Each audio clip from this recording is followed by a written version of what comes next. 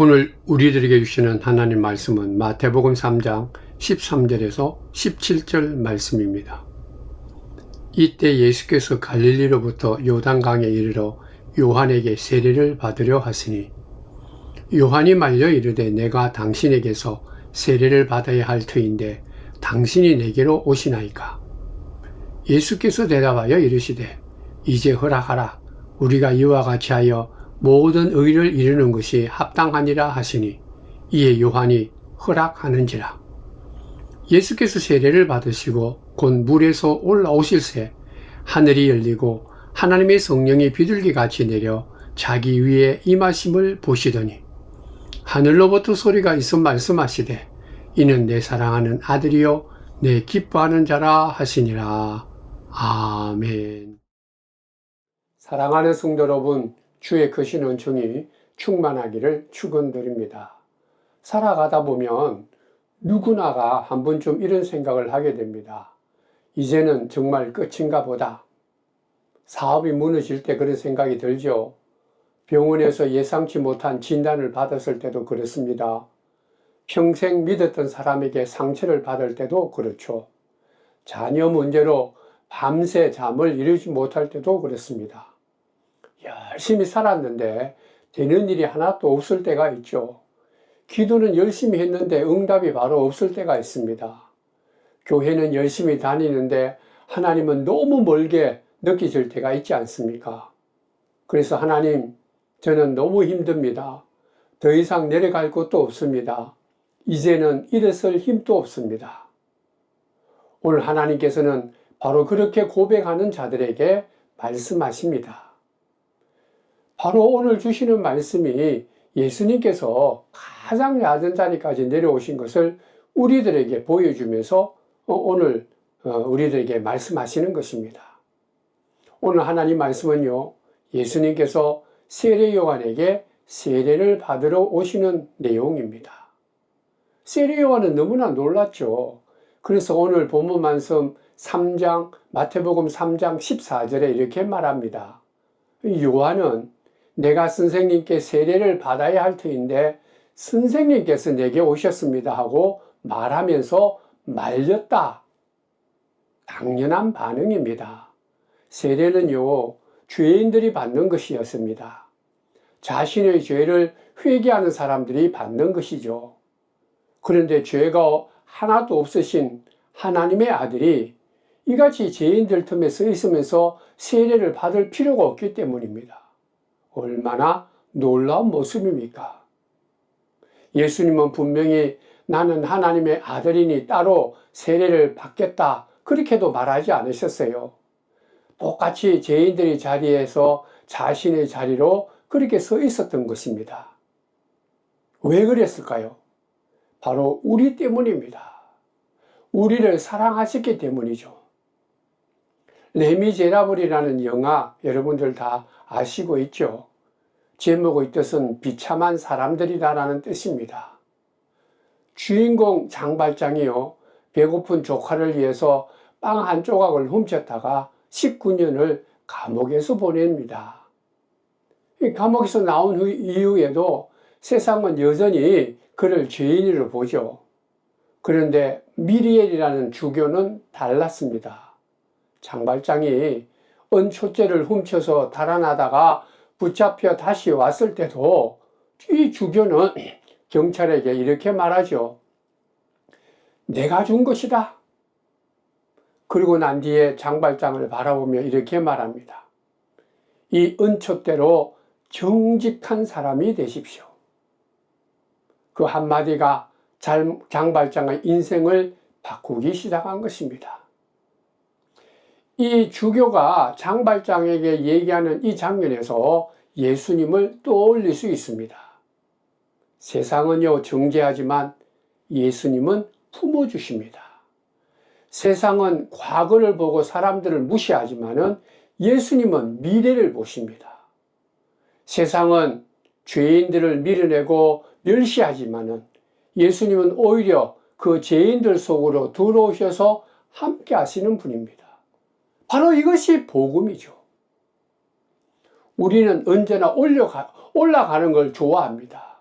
더 높은 자리, 더 많은 돈, 더 좋은 집, 더 많이 인정받는 것. 그러나 하나님께서는 우리에게 올라오라, 올라오라 그렇게 말하지 않습니다. 우리가 올라갈 수 없다는 것을 너무나 잘 아시기 때문입니다. 그래서 하나님께서는 올라오라가 아니라 직접 내려오신 것이죠. 오셨을 때도 이 사람들 틈에, 죄인들 틈에 이 땅에 직접 내려오셨을 때도 어떻게 오셨습니까? 마구간으로 내려오시고 요단강으로 내려오시고 십자가까지 내려오신 분입니다. 여러분들 아셔야 합니다. 복음은요, 사람이 하나님께 올라간 그런 사건이 아닙니다. 복음은 하나님께서 사람에게 내려오신 그러한 사건이 복음입니다. 어린아이가 그런 말을 시작하면 부모는 어떻게 합니까? 그 아이의 눈높이까지 몸을 낮추죠. 무릎을 꿇으면서 얘기하지 않습니까? 그러면서 두 팔을 벌립니다. 이리 오너라, 괜찮다. 내가 안아줄게. 왜 그렇게까지 낮추고 두 팔을 벌리고 무릎을 꿇으면서까지 얘기하느냐? 아이를 사랑하기 때문에, 사랑 때문에 그렇다라는 거죠. 아이 보고, 키가 작은 아이 보고 네가 이렇게 점프해서 뛰어서 나에게 오라 그렇게 하는 부모는 아무도 없지 않습니까? 부모가 언제나 먼저 내려간다라는 거죠. 우리 하나님께서 그리하셨습니다. 죄인된 우리에게 너희가 나에게 올라오라 그렇게 말하지 않았어요. 우리가 올라갈 수 없다라는 것을 너무나 잘 아시기 때문에 하나님께서는 인간의 몸을 입고 직접 이 땅에 내려오신 거예요. 그분이 바로 우리가 사랑하고 우리가 믿고 날마다 부르는 예수님이십니다. 사도 바울은 빌립보서 2장 6절과 8절에서 이렇게 고백하지 않습니까? 그는 하나님의 모습으로 지니셨으나 오히려 자기를 비워서 종의 모습을 취하시고 사람과 같이 되셨습니다. 자기를 낮추시고 죽기까지 순종하셨으니 곧 십자가에 죽기까지 하셨습니다. 예수님은 억지로 낮아지신 것이 아니에요. 사랑 때문에, 그 긍휼 때문에 스스로 낮아지신 것입니다.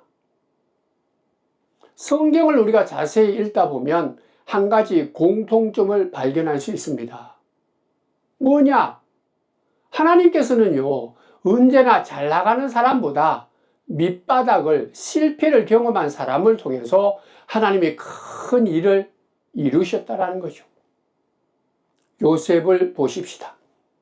17살 이 소년이 이 노예로 팔리고 억울한 누명을 쓰고 감옥에 갇히죠.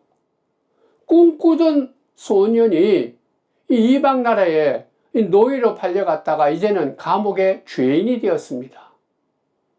하나님께서 침묵하시는 것 같지만은 사실은 요셉과 함께 같이 이루고 계신 것이죠. 그렇기 때문에 나중에 총리가 된 요셉이 이렇게 고백하지 않습니까? 당신들은 나를 해하려고 하였으나 하나님께서 그것을 선으로 바꾸셨다. 사람들은 감옥 생활이 하는 것을 실패라 그렇게 불렀지만 하나님께서는 오히려 요셉에게 그 어두운 감옥이 하나님을 만날 수 있는, 하나님을 더욱더 신뢰할 수 있는 훈련장으로 사용하신 거예요. 위대한 지도자였던 모세도 그렇습니다. 애굽의 그 화려한 왕궁에서 모든 것을 누리다가 하루아침에 살인자가 되어서 광야로 도망치죠. 그곳에서 또 40년 동안이나 이름 없는 목동으로 살아갑니다. 이제 나이 80세가 되었으니까 이제는 내 인생은 끝났다 그렇게 생각할 때 그때 하나님의 시간은, 하나님의 그 역사는 시작된 거예요.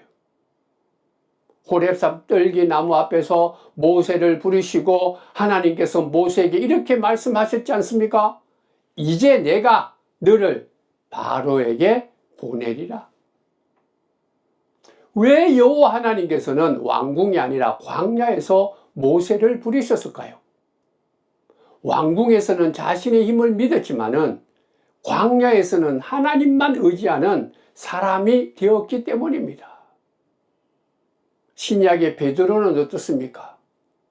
밤새도록 그물을 던졌지만 한마디도 잡지 못했어요. 그럼 그래도 어부였지 않습니까? 몸은 지치고 마음이 무너진 그 자리에, 그때 실패한 그 자리에 예수님이 찾아오신 거예요. 빈 그물이 이제는 사람들을 가득 낚는 그런 하나님의 일을 하는 사명의 시작이 되었다라는 거죠. 사람들은 우리의 과거를 기억하고 무시하고 억압하고 우리를 얕보지만은요, 그러나 이 땅에 오신 하나님은 우리를 받아주시고 우리의 미래를, 영원한 미래, 누구도 감당할 수 없는, 누구도 줄 수 없는 미래를 우리들에게 허락해 주시고 준비하시는 분입니다. 해리포터라는 위대한 소설 시리즈를 쓴 영국 작가가 있습니다. 조앤 롤링이란 여사죠. 이 사람이 하버드대 졸업식 연설에서 이런 말을 했습니다. 졸업을 하고 난 뒤에 7년 동안 나는 엄청난 실패를 경험했다. 결혼도 실패하고, 그래서 실업자가 되고, 그리고 어린 딸을 혼자 키우는 싱글맘이 되었다. 그러니까 누가 보아도 나는 실패한 사람이다. 그러면서 계속 그녀는 이렇게 말합니다. 내 인생의 가장 밑바닥, 이 밑바닥의 인생을 내가 경험할 때, 그때 내가 다시 세울 수 있는 가장 든든히 서가는 기초가 되었다. 아셔야 합니다. 세상은 실패를 끝이라 말하지만 하나님께서는 오히려 이러한 실패를 시작으로 바꾸시는 분이십니다. 이게 오늘 말씀을 통해 주시는 위대한 주의 복음입니다. 그리고 오늘 본문 3장 16절에도 아주 감격스러운 장면의 내용이 나옵니다. 마태복음 3장 16절 말씀입니다. 예수께서 세례를 받으시고 곧 물에서 올라오셨다. 그때 하늘이 열렸다. 그는 하나님의 영이 비둘기같이 내려와 자기 위에 오는 것을 보셨다. 하늘이 언제 열렸습니까? 기적을 행하실 때입니까? 아닙니다. 병자를 고치셨을 때입니까? 아니에요. 죽은 자를 살리실 때일까요? 더더욱도 아닙니다. 예수님께서 아무것도 하지 않고 오직 가장 낮은 자리에 이 세례 요한에게 요단강에서 세례를 받으실 때 내려오셨다라는 거예요. 세례를 받으시고 평범한 죄인들과 함께 있었던 그때에 예수님께서 낮아지셨을 때, 겸손하셨을 때 하늘의 문이 열리고 하나님의 음성이 예수님께 들린 거예요. 이는 내 사랑하는 아들이요 내 기뻐하는 자라. 놀라운 말씀이죠. 사랑하는 성도 여러분, 하나님은 무엇을 기뻐하셨을까요? 예수님이 나타내는 능력과 기적일까요? 아닙니다. 하나님이 기뻐하셨던 것은 예수님의 겸손함이죠. 예수님이 주의 말씀에, 하나님의 말씀에 철저하게 순종하셨을 때 기뻐하신 거예요. 이 세상은 늘 우리들에게 이렇게 유혹합니다. 높아져야 된다. 그래 성공이야. 사람들에게 인정받아야 된다. 그게 바로 행복이야.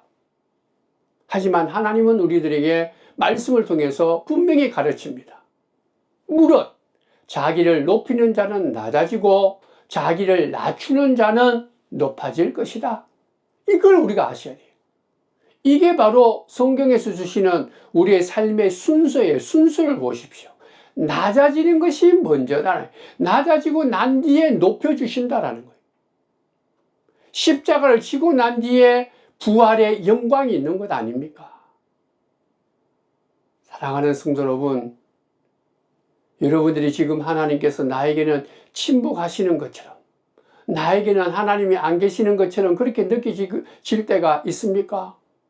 열심히 예배를 드리고 찬송도 하고 기도도 해도 바로 응답이 없습니까?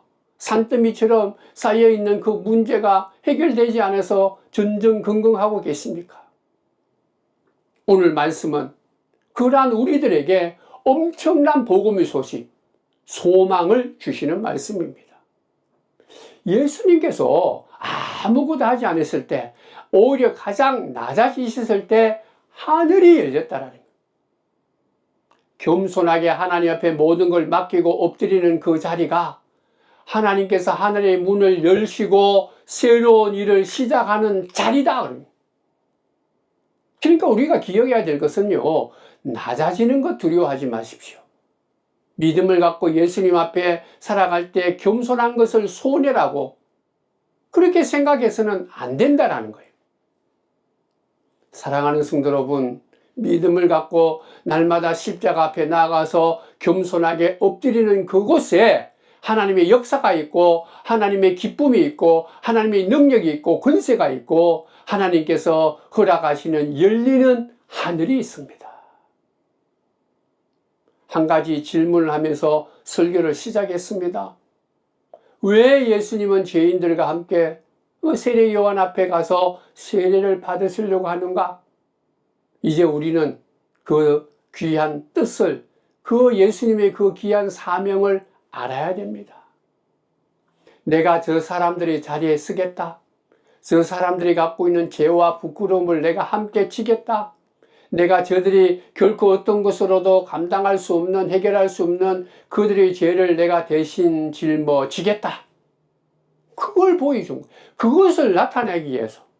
그래서 결과적으로 예수님께서 골고다 언덕에서 십자가를 지셨지 않습니까? 이 땅에 오신 예수님은 배고픔을 아셨어요.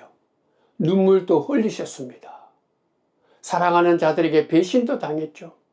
그 누구보다도 일어났던 외로움도 겪으신 분이 예수님이십니다. 그렇기 때문에 히브리서 4장 15절에 분명히 말하고 있지 않습니까? 우리에게 있는 대제사장은 우리의 연약함을 동정하지 못하실 이가 아니요. 아멘입니다. 이 땅에 인간의 몸을 입고 겸손한 모습으로 오신 예수님은요, 우리의 이 아픔과 염려와 걱정을 그저 머리로 책으로 배우신 분이 아니라 직접 이 땅에 오셔서 경험하셨기 때문에 우리의 모든 연약함을 다 알고 계시고 우리와 함께 해주시고 긍휼을 베풀어 주시고 문제 해결까지 해주시는 사랑의 하나님입니다. 그러므로 우리는 아셔야 합니다. 살다 보면은요, 우린 종종 그렇게 말하지 않습니까? 야, 이제 너무 늦은 것 같다. 이미 실패가 정말 나에게 너무 어렵게 한다. 이제 그러므로 나는 이 일에 설 수 있는 그런 힘이 없다. 오늘 하나님께서는 이같이 연약한 우리들에게, 부족한 우리들에게 말씀하십니다. 아니다. 네가 생각하는 그 실패의 자리, 늦었다라고 하는 자리, 일에 설 수 없다라고 좌절해 있는 그 자리에서 내가 너를 만나겠다. 내가 너와 함께 하겠다라는.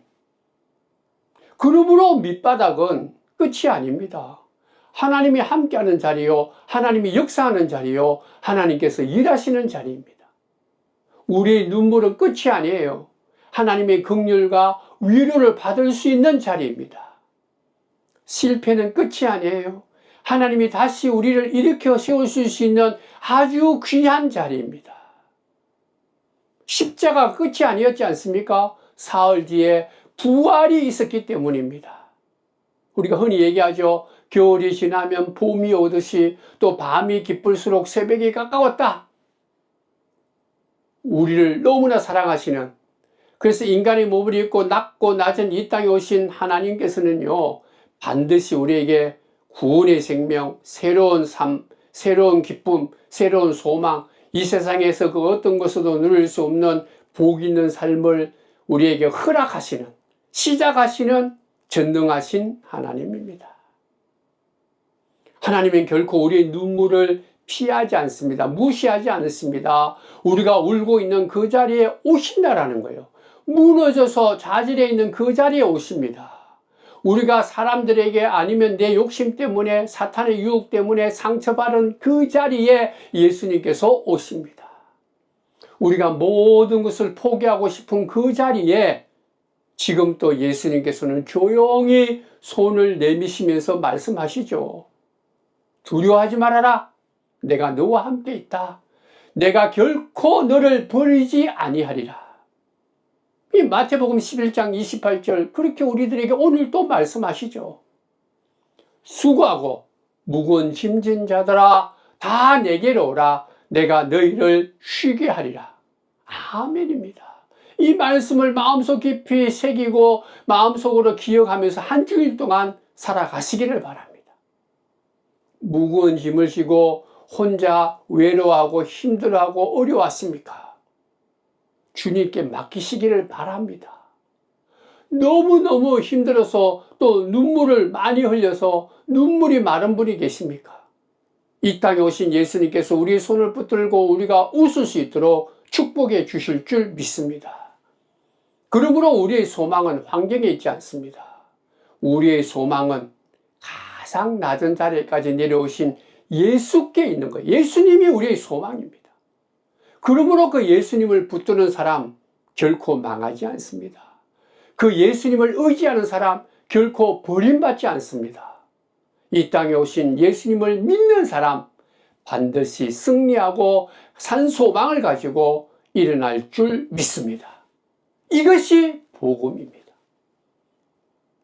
기도하겠습니다. 하나님, 오늘도 주신 말씀을 마음판에 새기면서 세례를 받으시는 예수님, 그때 하늘 문이 열린 것처럼 우리를 또 예수 그리스도를 내 마음속에 영접하고 겸손한 마음으로 십자가 앞에 엎드릴 때 하늘의 문이 열린다라는 것을 기억을 하고 겸손한 자, 오히려 내 삶에 아무것도 없다라고 낙심할 그때 예수님은, 하나님은 오히려 우리들과 함께 해주시고 손을 잡아주시고 내가 너와 함께한다, 두려워하지 말라. 네가 서 있는 그 앉아있는 주저앉은 그 자리가 하나님의 역사와 하나님의 사랑과 하나님의 축복을 받을 자리다.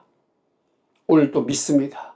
그 놀라운 하나님의 사랑을 내 마음속에 영접하고 깨달아서 다시 일어나서 주님이 주시는 소망과 희망과 기쁨을 갖고 찬송을 가지면서 한 주일 동안 믿음으로 나아가는, 나와 함께하는 하나님을 찬양하는 믿음의 성도들 되도록 복 내려 주옵소서. 예수님의 이름으로 기도드리옵나이다. 아멘.